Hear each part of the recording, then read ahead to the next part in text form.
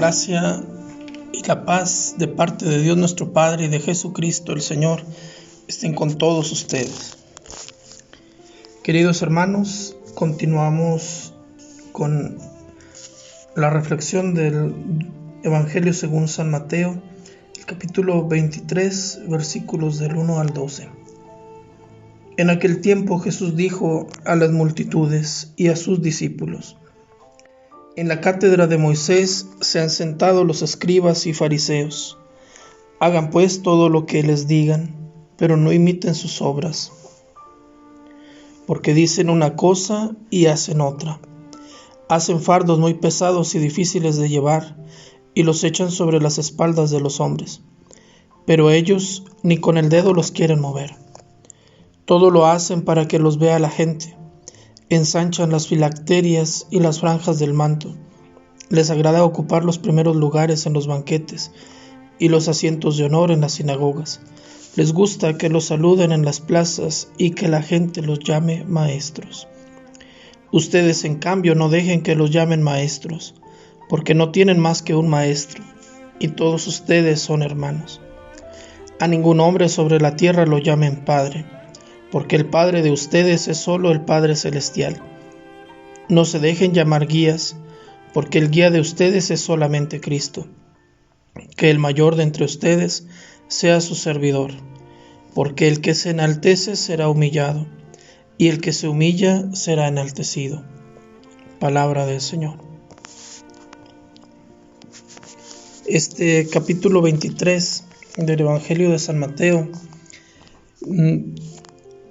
nos exige un contexto para poder interpretarlo, pero sobre todo nos exige mucha honestidad. Cuando Jesús habla a los fariseos, vemos cómo la tensión poco a poco en el Evangelio de Mateo va creciendo. En la tensión entre Jesús y los fariseos, hasta llegar al capítulo 23, el capítulo de los ayes, donde Jesús confronta a los fariseos duramente. La comunidad cristiana a la que está dirigido el Evangelio según San Mateo es una comunidad judía que permanece frente a la comunidad farisaica, que es la única sobreviviente después de la destrucción de Jerusalén. Esta confrontación hará que el acento quede muy marcado, pero no es porque Mateo quiera golpear a los fariseos, es porque Mateo quiere prevenir las actitudes farisaicas que Jesús critica en aquellos a los que él dirige su evangelio. Actitudes que vemos que son comunes. No es raro ver sacerdotes jóvenes, y viejos, pero esto es muy notorio en los sacerdotes jóvenes, vestidos con ornamentos lujosísimos, y con mucha frecuencia justifican esto diciendo que todo va para darle mayor gloria a Dios, un mejor servicio litúrgico, un mayor respeto a la celebración, pero vemos que a fin de cuentas no deja de ser algo narcisista, algo que ronda en torno a ellos, porque otras actitudes no nos llevan a ver que sea Jesús el que resalta, sino a ellos. Cuánto este peligro que la inmadurez de un joven sacerdote no tendría que escandalizarnos. El problema es cuando ese sacerdote no llega a madurar y se queda ahí. Cuánto es importante entonces cuidar que cuando nos llamen padres a nosotros sacerdotes, cuando te llamen padre a ti, padre de familia, entendamos que no es un título nobiliario, que no es para nada un título que nos dé, que nos ponga en un escalafón más alto.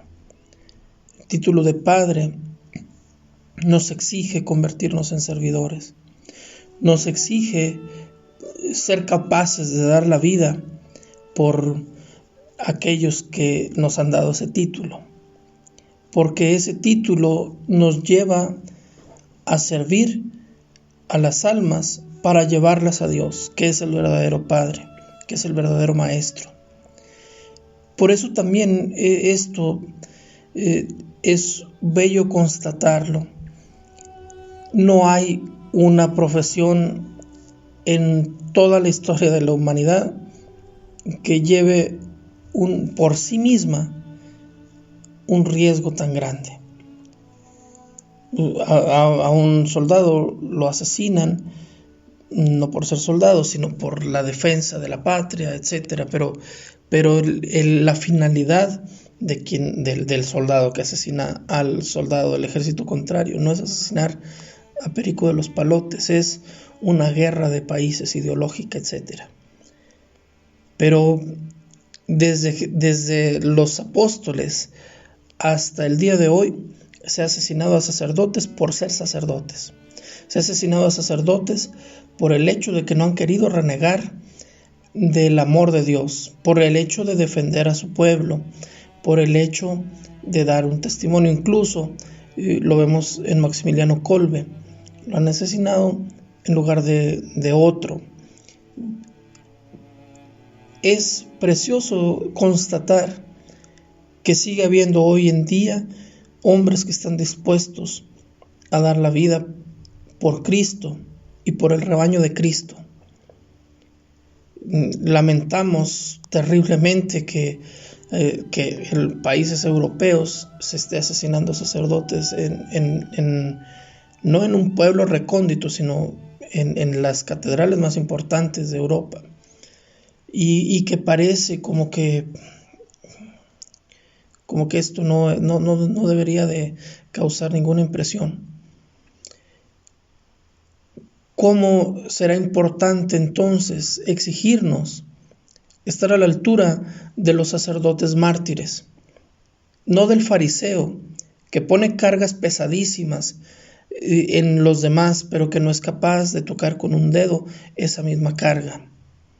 Aquel que no entra al cielo, pero tampoco deja que entren los demás.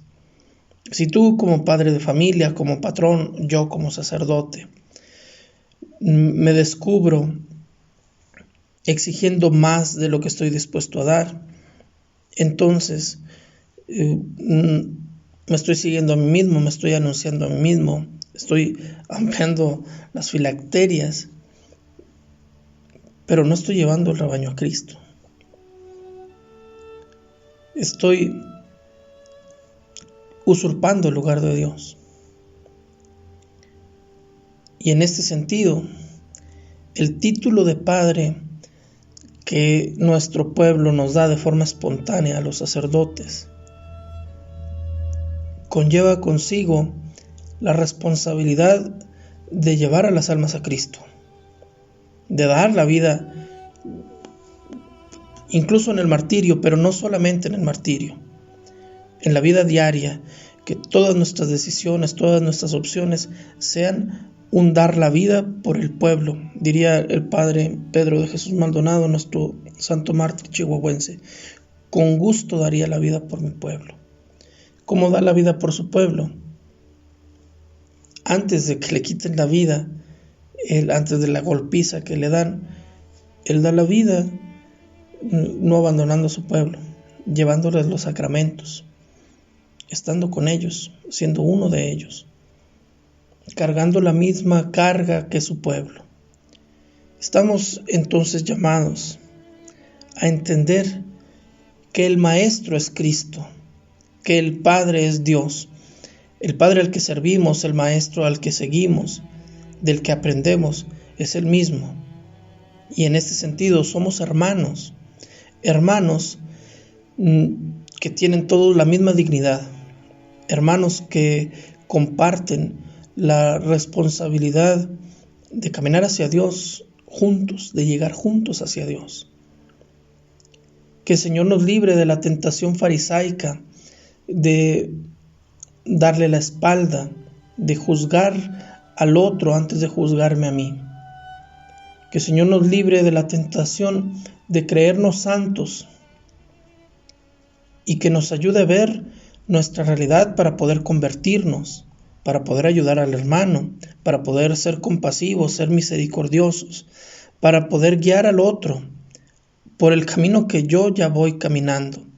Un camino en el que me he tropezado, un camino en el que, sin ser perfecto, he tratado de caminarlo. Jesús viene a decirnos que Él es el Maestro. Y en este sentido, cualquier cargo jerárquico dentro de la iglesia implicará servicio.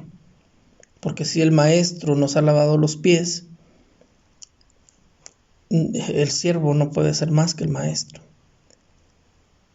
Estamos, hermanos, entonces invitados a mirar cuáles son las cargas que estoy poniendo en los hombros de los demás. ¿Cuáles son esas cargas que yo no quiero cargar, que yo no quiero tocar? Estamos invitados a entender que la cátedra de Moisés o la cátedra de Pedro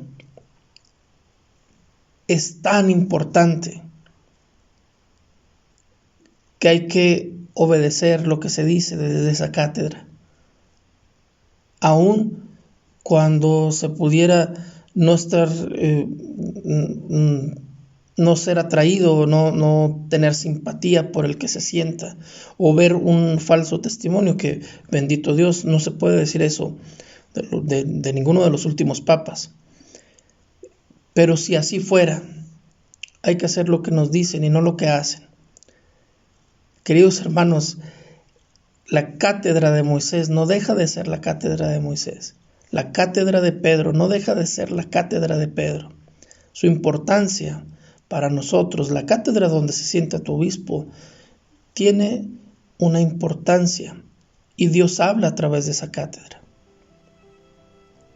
Hagamos lo que nuestros pastores nos dicen y pidamos por ellos para que sean coherentes con lo que dicen y lo que hacen. La bendición de Dios Todopoderoso, Padre, Hijo y Espíritu Santo, descienda sobre ustedes y los acompañe siempre.